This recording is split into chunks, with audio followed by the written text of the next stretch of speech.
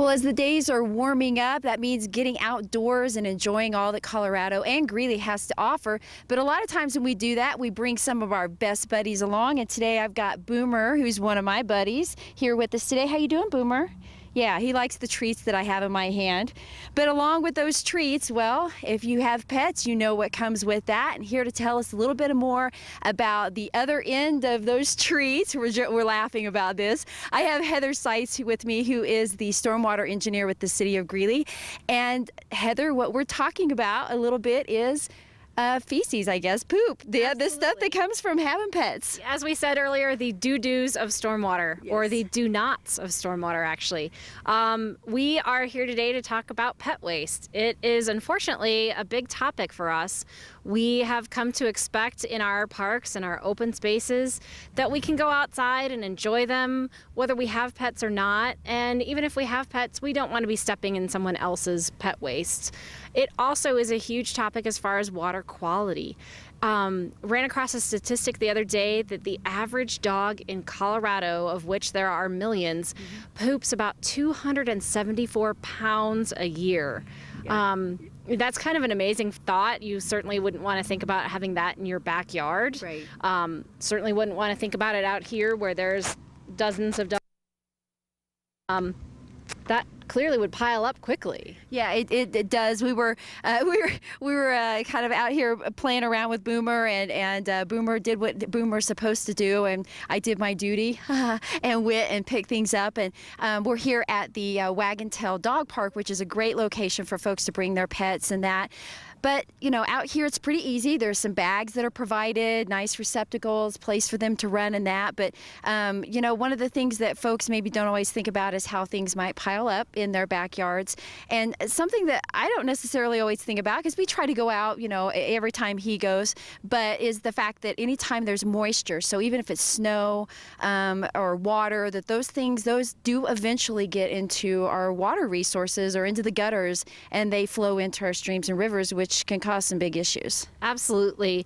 As we mentioned, you know, all of that piles up quickly, and then when it rains or snows, it runs off, ends up in the river. And in Colorado, we've found that there are actually about 39 million pounds of phosphates a year and 8 million pounds of nitrogen a year that are getting into our waterways just from pet waste alone. Now, I have to assume with those the big words you just said, the phosphates and that's not a good thing. It affects the water, it can affect the fish, and as well as the wildlife and the plants and stuff that are along the rivers. That's my assumption. Yes, so phosphates and nitrates end up in our rivers, and what ends up happening is algae blooms. That ends up killing off of our fish. It kind of all just builds up, and you know, like we said, when things start to build up in your yard, just think about how that's building up downstream with everyone's dogs. And, you know, we all enjoy the Poudre River. We enjoy walking along the trail. Think about how you would feel, you know, if there weren't any fish in there, if it was just a giant slimy mess. Right. Yeah. You know, not much fun to go out and play in or walk around. Now, I mentioned before that you're a stormwater engineer with the city of Greeley. And so water is obviously a big thing for Greeley and the area, but it also, whatever happens here kind of heads downstream as well.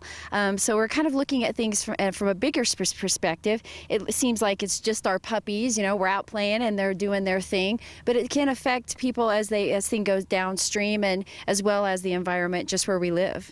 Absolutely. I mean, if you think about it, we are downstream from probably tens of thousands of dogs in Fort Collins, but we are also upstream of tens of thousands of other dogs, you know, out on the plains. And we want to make sure that we get clean water as it comes into Greeley, and we certainly would want to be good stewards of that and have good water leaving our city.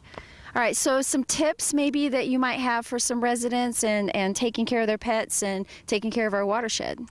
Well, you know, as some of the signs here at the dog park say, if you clean up after your dog, it results in clean streams and clean shoes. Yeah. So that's a great rule, not only for the dog park, but for your backyard. And we really want to remember that we clean up after our dog because they can't clean up for themselves. So whether you're in the dog park where people are doing a great job or you're out on the trail, make sure that you bring a couple of plastic bags from, your Walmart, your King Soopers run.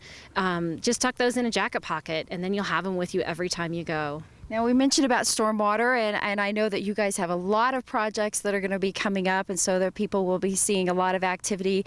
And so if folks have more questions about just stormwater in general, or if they have more questions about, pet waste and how that's affecting, our community and our water resources, where can they go to get more information? Our website is greeley.gov/stormwater. greeleygov.com/stormwater. We have some resources on there. I've also uploaded the graphic from the state about the pet waste and how that affects stormwater, so folks can go in and see those numbers for themselves. Yeah, so it's pretty surprising.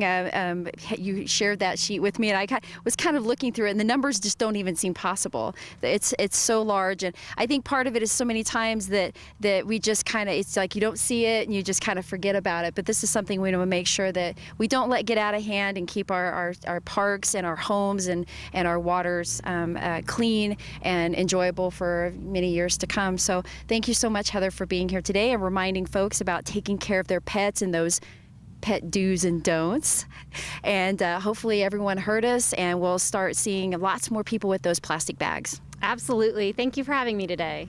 All right. So again, if you want more information about Greeley's stormwater, lots and lots of projects that are going to be happening, you should know about those, as well as pet waste. From me and Boomer and Heather, thanks for watching us here on Inside Greeley.